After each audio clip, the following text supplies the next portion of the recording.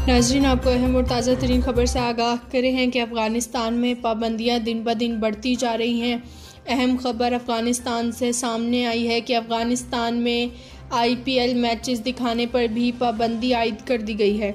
ये अहम और बड़ी खबर सामने आई है कि अफ़गानिस्तान में इंडियन प्रीमियर लीग IPL के मैचेस दिखाने पर पाबंदी लगा दी गई है।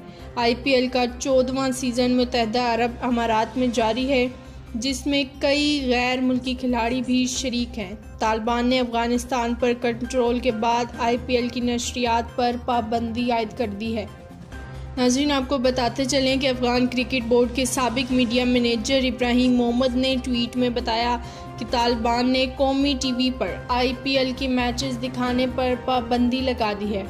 इसके अलावा अफगान सहाफ़ी अनीसुर रहमान ने भी ट्विटर पैगाम में कहा कि Afghan sports channel RTA sports transmission के लिए फ़ीस भी अदा कर चुका है। इस हवाले से तालिबान के तर्जमान की जानिब से फ़िलहाल कोई भी बयान सामने नहीं आया। ये थी अब तक की लोकल व्यूज़। ताज़ा तरीन मज़ीद किसी भी अपडेट से बाखबर रहने के लिए हमारे चैनल